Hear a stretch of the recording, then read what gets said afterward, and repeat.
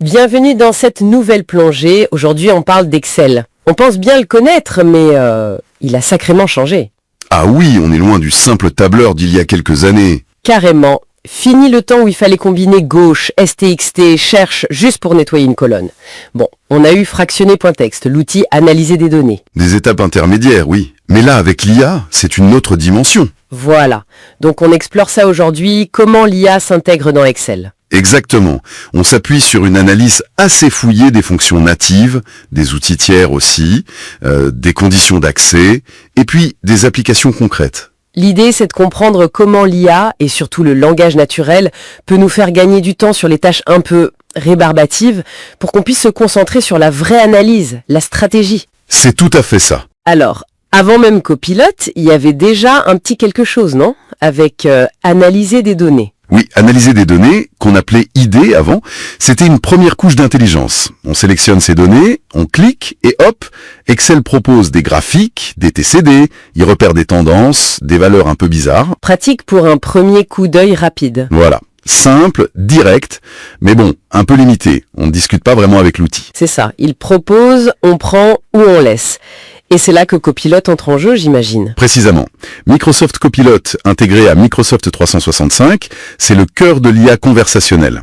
Il tourne sur un grand modèle de langage, genre GPT-4 probablement. Conversationnel, c'est-à-dire? Je lui parle, il fait... En gros, oui.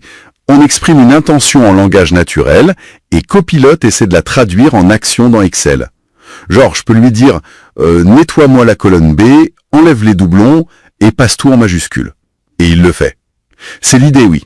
Pour le data wrangling, le nettoyage de données, c'est assez bluffant. Corriger les erreurs, standardiser les formats, des trucs qui prennent un temps fou d'habitude. Ah, ça c'est sûr.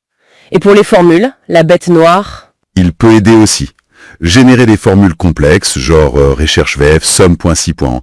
Il suffit de lui demander clairement ce qu'on veut calculer. Incroyable. Et il peut même expliquer une formule existante si on ne la comprend pas. Oui, ça aussi. C'est un super outil d'apprentissage potentiellement. Mais attention. Oui. Le risque, c'est quoi? De ne plus chercher à comprendre. Un peu. Le risque de la boîte noire.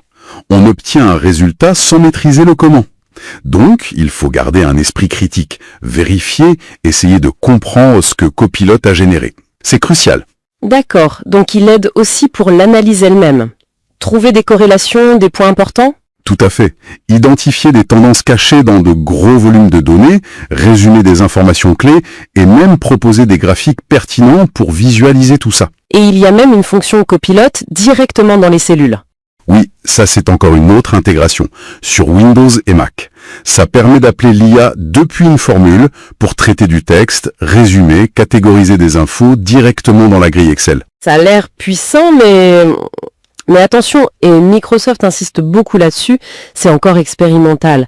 Il ne faut surtout pas l'utiliser pour des choses qui demandent une exactitude parfaite, genre les rapports financiers, les trucs juridiques. Exactement. Pour tout ce qui est critique, sensible, réglementaire, validation humaine indispensable. L'IA est un copilote, elle ne prend pas le volant. Message reçu. C'est un assistant, pas un oracle infaillible. D'ailleurs, pour avoir accès à tout ça, il faut quoi? Juste une version récente d'Excel. Eh non. C'est là que ça se corse un peu. Pour Copilot, l'IA native, il faut un abonnement Microsoft 365.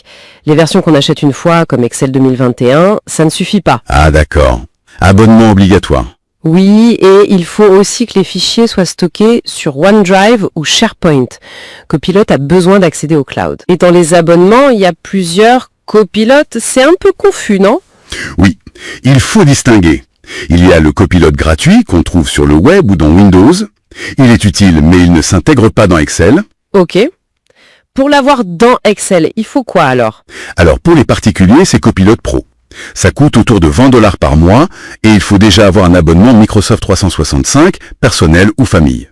D'accord, c'est un ajout à un abonnement existant. Et pour les entreprises? Pour les entreprises, c'est Microsoft 365 Copilot.